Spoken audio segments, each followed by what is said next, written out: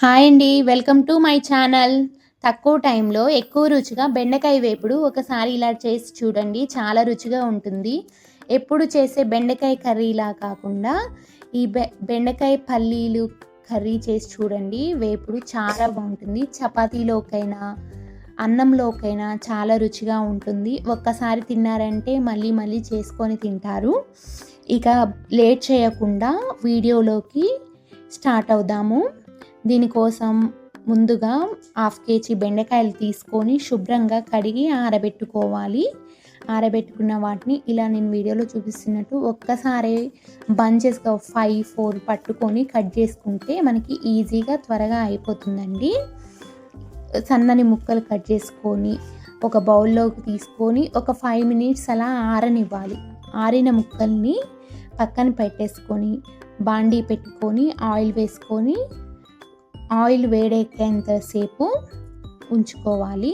తర్వాత మనం పక్కన పెట్టిన సన్నని ముక్కలు బెండకాయ ముక్కల్ని ఆయిల్లో వేసుకొని ఫ్రై చేసుకోవాలి.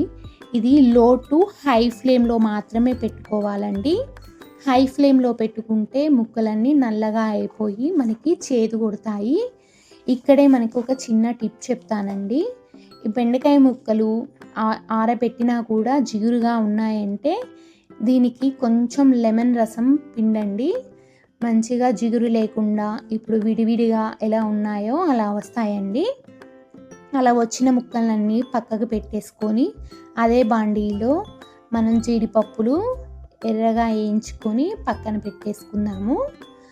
గోల్డిష్ కలర్లో రావాలి. ఇవన్నీ లో ఫ్లేమ్లోనే పెట్టుకొని చేసుకోవాలండి.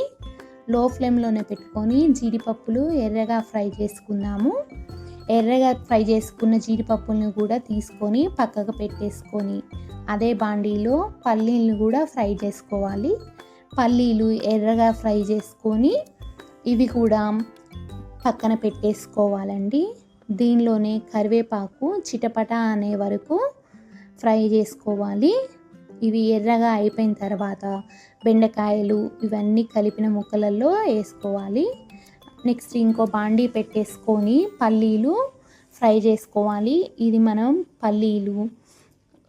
పల్లీ కారం కోసం ఫ్రై చేసుకుంటున్నామండి.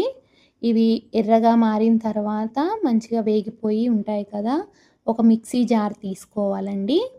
ఒక మిక్సీ జార్ తీసుకొని అందులో వేసుకోవాలి. దీనికి 12 నుంచి 10 ముక్కల వరకు ఎండు కొబ్బరి ముక్కలు తీసుకొని మెత్తగా మిక్సీ పట్టుకోవాలి. అందులోనే 4 నుంచి 5 వెల్లుల్లి, కొంచెం ఉప్పు, కొంచెం కారం, కొంచెం పసుపు వేసుకొని మిక్సీ పట్టుకోవాలి. నెక్స్ట్ ఒక బాండీ పెట్టేసుకొని కొంచెమే ఆయిల్ వేసుకొని మనం ఫ్రై చేసి పెట్టుకున్న అన్నిటిని ఆ బాండీలో వేసుకొని కొంచెం లైట్గా వేడెక్కనిచ్చే వరకు ఫ్రై చేసుకోవాలండి. ఫ్రై చేసుకొని కొంచెం వేడెక్కింది అని తెలవగానే మనం పొడి పెట్టుకున్న కారపొడిని మిశ్రమాన్ని మొత్తాన్ని ముక్కలకి పట్టించే విధంగా బాగా కలుపుకోవాలి. ఎంతవరకు అంటే ముక్కకు పట్టి విడివిడిగా ముక్కలు అయిపోయేంతసేపు పట్టాలండి. బాగా కలుపుకోవాలి. ఇవి కలుపుకున్న తర్వాత ఇవన్నీ బాగా కలిసిపోయాయి అని తెలవగానే మనకి పైన కొంచెం గార్నిష్ కోసం కొత్తిమీర చల్లుకోవాలి.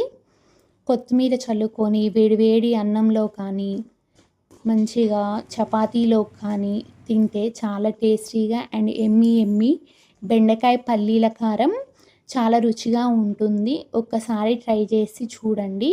నచ్చితే లైక్ చేయండి, షేర్ చేయండి. నేనైతే రైస్లో కలుపుకొని తిన్నానండి. చాలా అంటే చాలా రుచిగా ఉంది. ఆ రోజు మొత్తం మా పిల్లలకి కూడా చాలా బాగుంది మమ్మీ అని చెప్పారు. మీకు నచ్చితే లైక్ చేయండి ఫ్రెండ్స్, షేర్ చేయండి, సబ్స్క్రైబ్ చేసుకోండి. మీకు నచ్చినట్లయితే కామెంట్ కూడా చేయండి. Thank you friends.